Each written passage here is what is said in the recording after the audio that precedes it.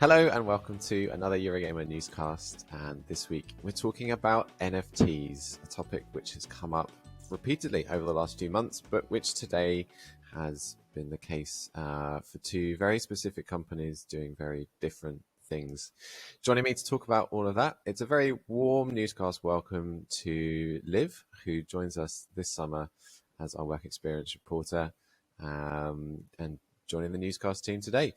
And our regular faces, Eurogamer News reporters, Ed Nightingale. Hello. And Victoria Kennedy. Hello. And yeah, NFTs. Well, they've been a topic that's been big thumbs down. Livy was saying I was about to say something else that wasn't family friendly, so... You, just before we came on air, Liv, you were talking about Captain Sterling's definition of NFTs, which is my personal favourite, which is nasty fucking things. I was going to say no fucking thanks, but now we've dropped the F-bomb, I can say it. Gonna have to put a little explicit tag on this episode, I think.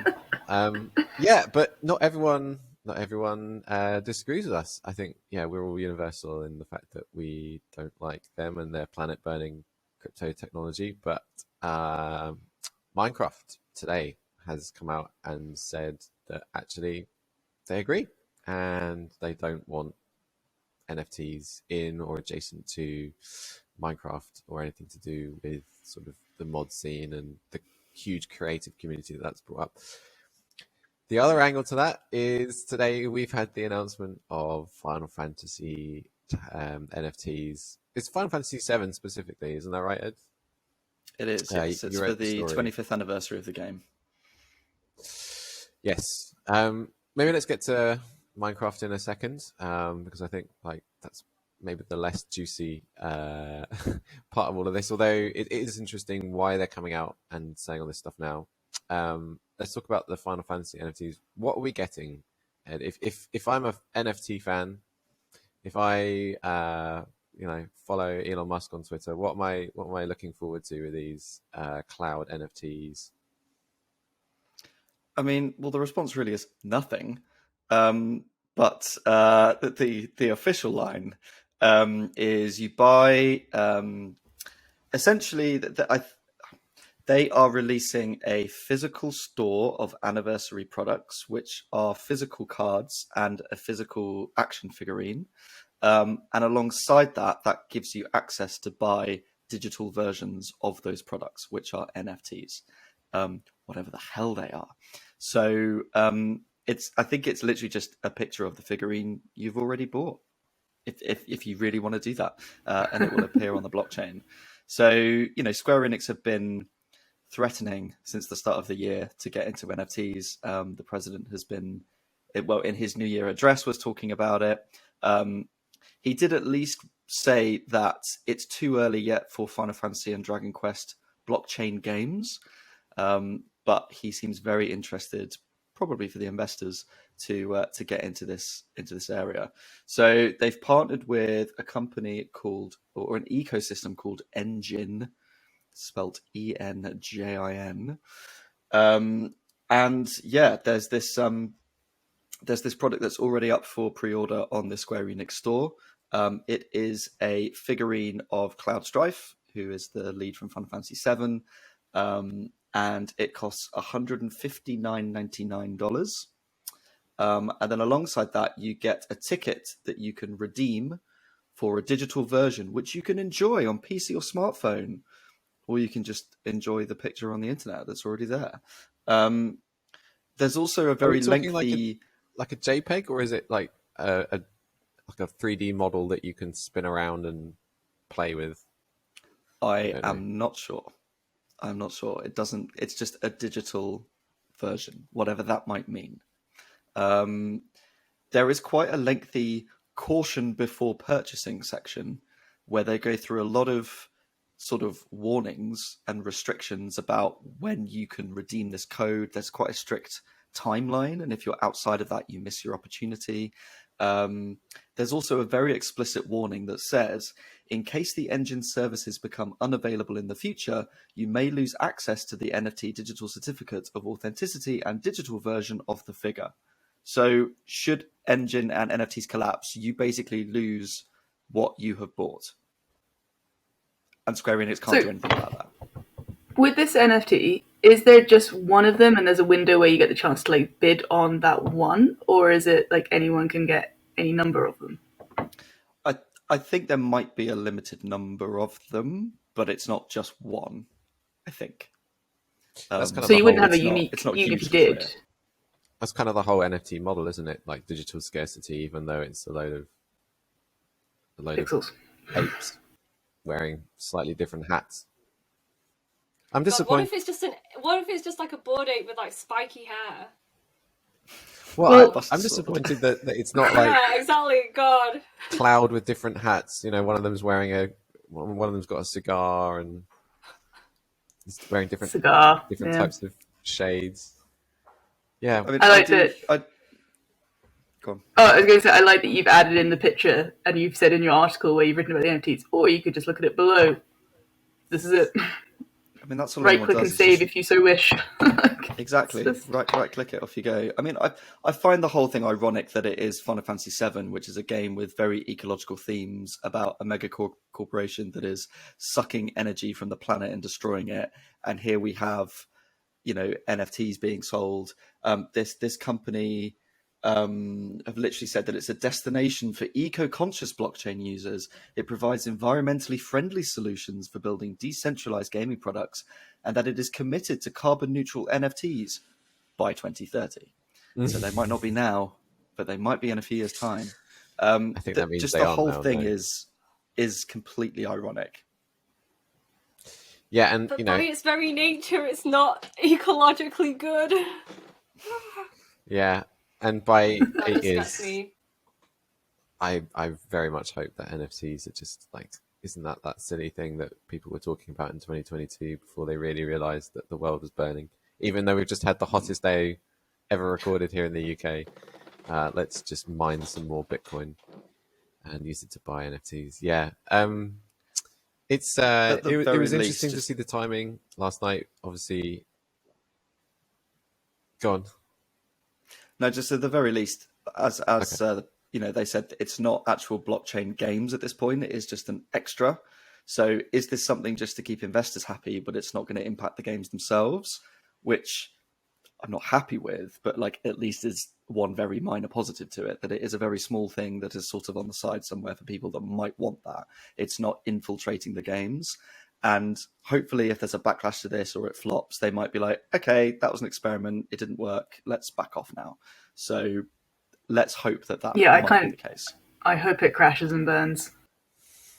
But here's the thing, this is what I was just going to say. It feels like the timing of this comes a long time after other companies did their own experiments. And I just don't understand why Square Enix hasn't looked at, Ubisoft, huge amount of negative feedback to its push for NFTs last year for Tom Clancy. So Quartz thing. Yeah, Quartz was the name of its blockchain NFT storefront system. And they've gone very quiet on it now. No one said anything for some time on that, and there were a few others. I believe Konami did some stuff, and that sort of dried up. And it feels like the momentum behind NFTs is rapidly diminishing, and cryptocurrencies are failing. Yeah, we've had some very high profile, obviously Troy Baker had his big don't hate, create thing earlier in the year, and he quite quickly backed down with his tail between. Well, maybe his tail wasn't quite between his legs. It's Troy Baker, but he I don't stopped want to know that. where Troy Baker's tail is. But there have been some very high profile people of saying yay and then being like, oh nay. So Yeah, it feels like it's pretty clear which way the wind is blowing. It's a very warm wind, heated up by global warming, and everyone thinks it stinks. But Square Enix clearly thought now was a good time to do this, and the feedback has been, I would say, pretty negative. Pretty negative everywhere I've seen. Yeah, I mean, whether that be the comments on our own article or on socials, no one seems to be happy with this. And I think a lot of that also comes from this being Square Enix. It's such a massive company, such a beloved game series, such a popular game, and so to put NFTs alongside that is just going to bring so much negativity to them. At least they'll give them something else to say hasn't performed well for them. Was below expectations. Sting. It was below expectations, yes.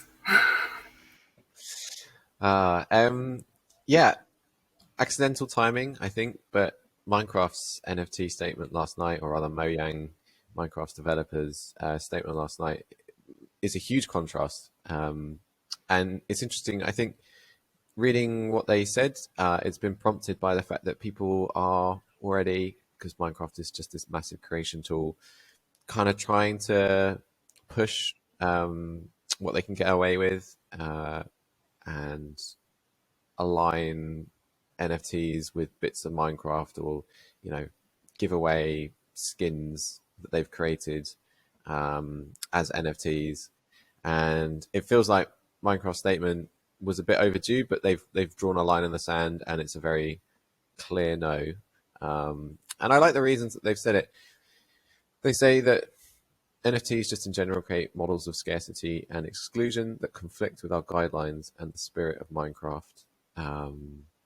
They also make the point that all of these systems, as you were saying, Ed, can fail, and people are then just left with nothing. And they say that that was all the speculative pricing and investment, which essentially is gambling. It takes the focus away from playing games and encourages profiteering. So they're pretty clear in what they're saying, Mojang. They do not want this in their game. They are aware that some people are sort of trying to do this. And, to be fair, the Minecraft sort of marketplace is a bit of a mess. There's a lot of stuff in there, and with the Java edition of the game especially, and modding so huge there, people can sort of do what they want with it. So yeah, it's nice that they're saying this. I would also say that there are definitely some Minecraft editions made by the community out there already that probably aren't the best examples of exclusion, when they're like charging access to servers and all of this is aimed at kids. But the line in the sand is NFTs, and I'm very glad to see that Mojang has drawn it. They don't reference climate at all, which I thought was interesting, and that whole side of things. And I wondered if that might draw in a sort of strand of the discussion that they just don't want to get bogged down in, because there are people that will come out and say, oh, our service is actually carbon neutral already, and it's better to just say NFTs are not great for the reasons above. And the statement is very community focused rather than corporation focused. Yeah, I would love to see more companies come out and do similar. I think that's I know you've said. After you, Ed. I think that's the thing with Minecraft, is that there is such a big community aspect to it. And a lot of that community is young people and children who play this game. A lot of mods and things have been used for educational purposes. So I think there's probably a sense of not wanting children to be or to be exposed to NFTs and blockchain stuff, and wanting to protect that community vibe. Mm-hmm. Yeah, for sure. It's a good point, and it's nice that they're seemingly very much aware of that. And the response to this, by contrast, that I've seen has been extremely positive. And we've seen a lot of companies just sitting on their hands. A lot of companies don't seemingly want to completely shut down the idea that they're ever going to do NFTs, just in case this technology evolves further and there is some very practical use of it that doesn't burn down the planet or that isn't profiteering. But to me, it just seems like you're just leaving the door open a crack because you think that there's some potential way to make money from this down the line, and you don't want to completely upset your investors who have heard these buzzwords and are then asking you in your shareholder meetings, oh, what's this NFT thing? Are you going to make some money from that? And they're like, well, not at the moment, but we're listening. Yeah. I'm just trying to think of any others that we're sort of expecting to see pop up in the future, but it seems like Square Enix is sort of out on its own right now in terms of what the sort of the proposition that it's put together for this. I'm trying to think of any nightmare scenarios from other companies. Nintendo have been very quiet on it. Microsoft and Sony very quiet on it. Who was it that claimed that we just didn't get it? Was that Ubisoft? Yes. Yeah, that was Ubisoft. Yeah. Yeah. I mean, that was from some people at Ubisoft who were specifically employed to push NFTs, so they would say that. So if that's your job, yeah. Yeah. I think, as you Yeah. say, though, a lot of companies are sort of just leaving that door slightly ajar, just in case it were to kick off. They can jump on it, but it does feel like in general there was lots of chatter and it's immediately gone quiet because of the negative reaction. So I think it will be interesting to see how this Square Enix one goes down, and I think it will be interesting to see what other companies react to that now, if they see, okay, that bombed, absolutely not, or if they start jumping on it as well. Well, this is why I'm surprised that Square Enix are doing it now, because I think, just read the room and see how other launches have gone down. Although saying that, Konami did make some money. I think it was in the six figures with it. So, how much is this going to affect your brand loyalty overall? I mean, you can make the argument that some people on the internet will get upset, and hardcore gamers will get upset, but Final Fantasy as a brand will probably survive this. I was going to say, do you think they've chosen Final Fantasy on purpose? Like, that's what they're going to sort of test the water with, because they know they have such a huge fan base that it's more likely to kind of strike a chord with someone. Yeah. I mean, maybe it makes sense to go with your biggest brand, I suppose, because that's where you'll probably get the most money. But then it's also the biggest risk, because it has such a big fan base that they might all suddenly reject it, which is quite possibly what will happen. So, do you want to test the waters with a smaller brand that Square Enix has? But if they're going to do anything, it makes sense to have it as Final Fantasy. They're currently celebrating the 25th anniversary of their most popular game. It kind of, I guess from a business point of view of investors, makes sense to do an NFT thing of that, if you're going to do it at all. I do enjoy your air quotes.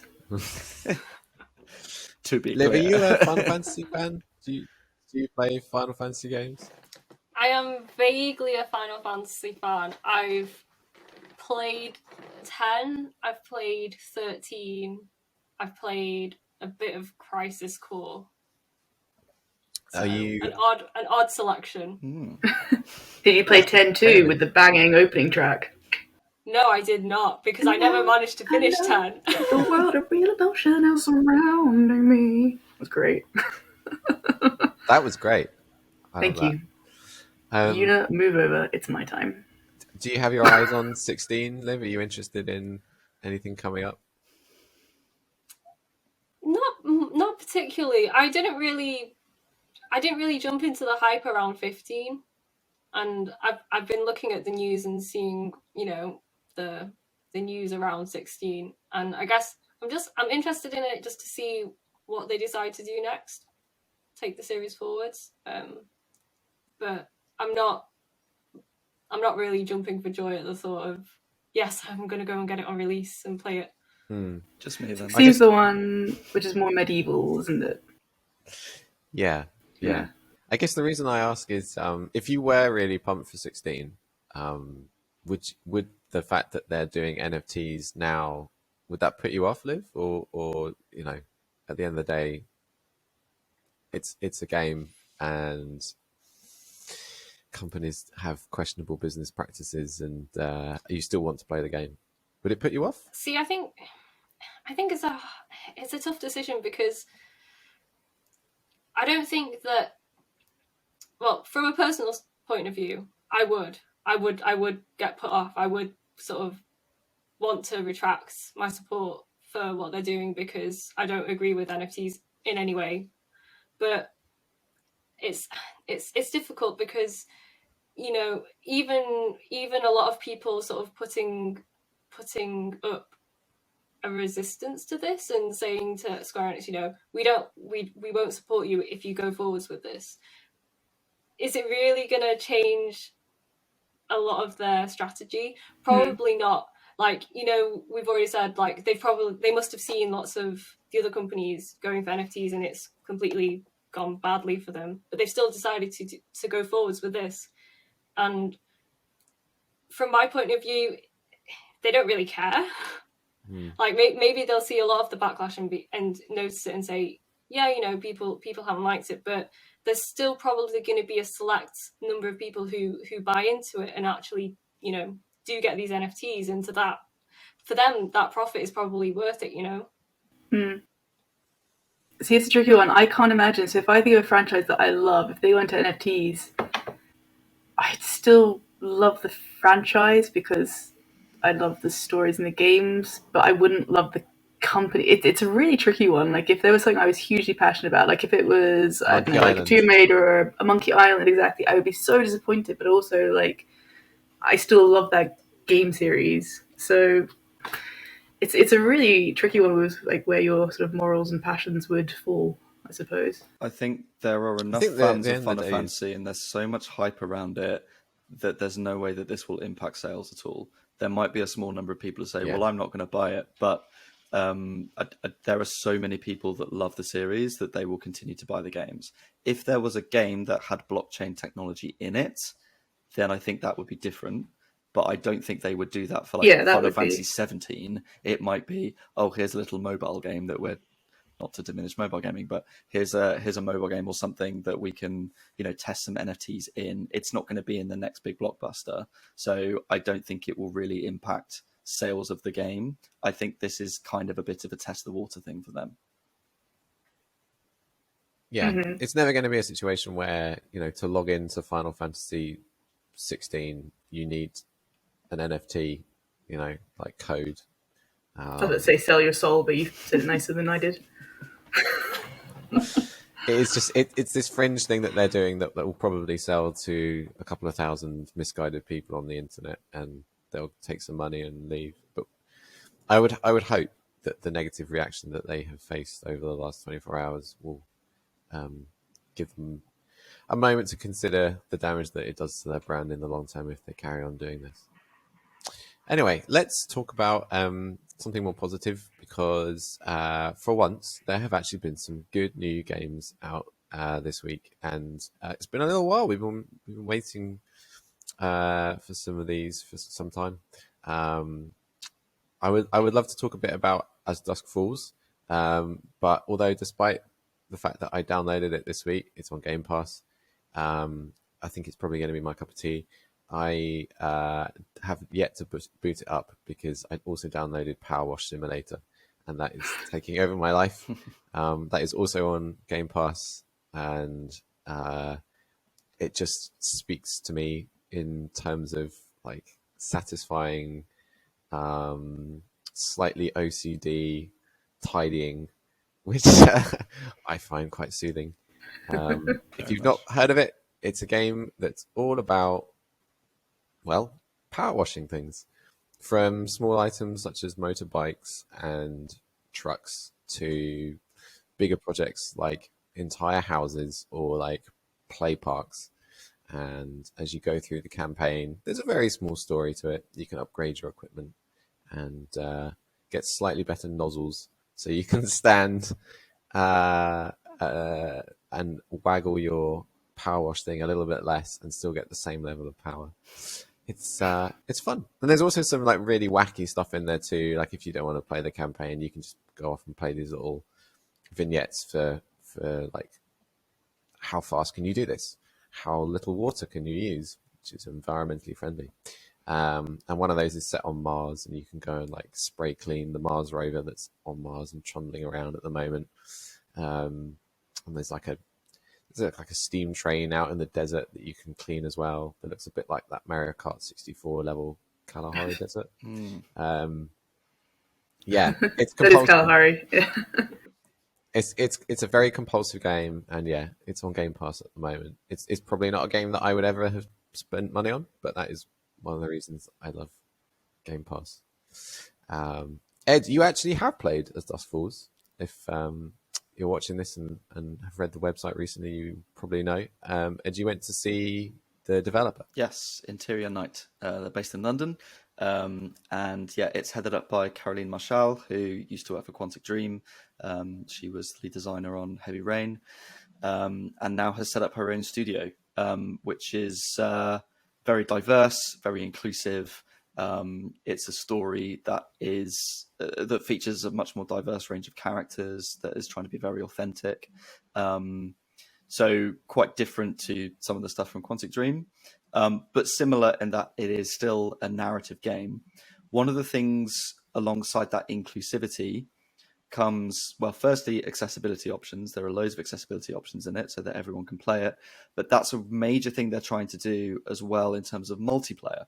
So the idea of this is it's not just you sat experiencing a story on your own. It's you and your friends, your family, your housemates all getting together on the sofa to enjoy this episodic content like you would a TV show. But you are leaning in, you're getting involved, you're participating in it. And a lot of the control is actually done either from a controller or you can do it on your phone. And you download a free app that goes with it, and you use your phone, the touchscreen, to move a cursor on the screen, to choose dialogue options, make story choices, things like that.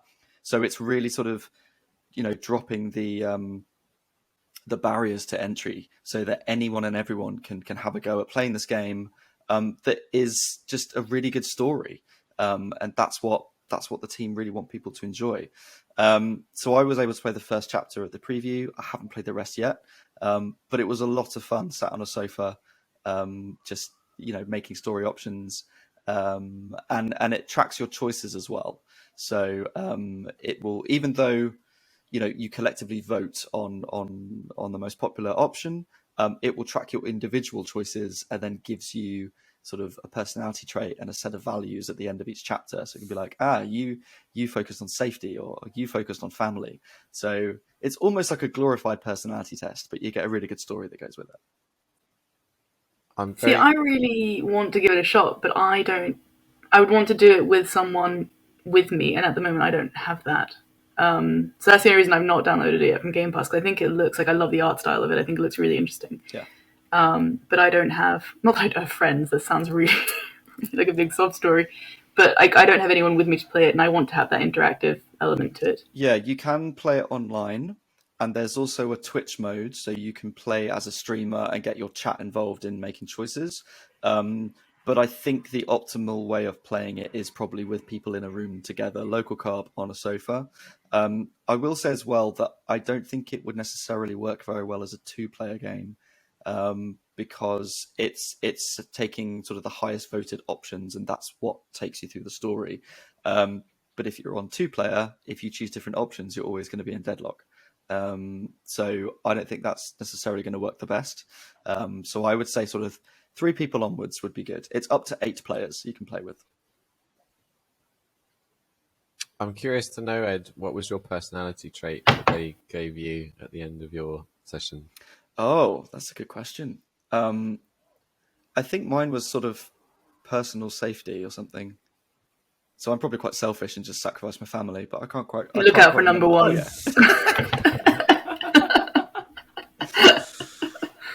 Nice. Yeah, I look forward to playing it for sure. The other game that's been absolutely blowing up this week all over the internet is Stray, and Liv is wearing some themed headphones to celebrate. No, just for the occasion. Liv, have you played Stray? I can't remember if you have or not. No, I haven't.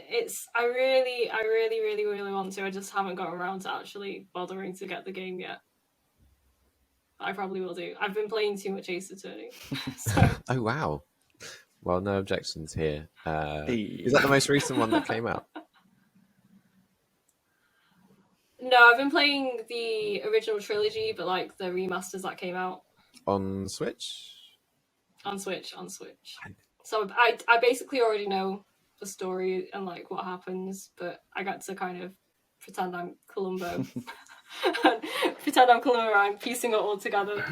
Which is why we all play these games. Exactly. I love those. I had a really good time with them, and I mean that was back on, was it the Game Boy Advance or whatever when they first came out? I love how extra it's like objection. Victoria, you dipped into Stray last night, is that right? Yes, I was playing Stray last night, and it is as adorable as everyone has been saying it. I won't give any sort of story element or spoilers away, but I will say that it's really cleverly done with the way the game guides you, considering for you are a cat, and how it looks and how it sounds is really well done. Like I love what they did with the music and how like it's quite like is it Foley? Is that what we call it? Foley centric. So it's very atmospheric. Like there's the rain dripping and everything that you can hear really well. But then you get to certain points and like you'll just start hearing different music suddenly that's obviously like setting up for something, and it's so well integrated into the gameplay. It's really lovely, and it's really cleverly done. And I don't know if this is a coincidence. And again, I will try not to give any story spoilers away. But the way, how video games generally guide us without us really knowing we're being guided, like there'll be like a ledge or a pipe that's a certain color that you're meant to climb or something.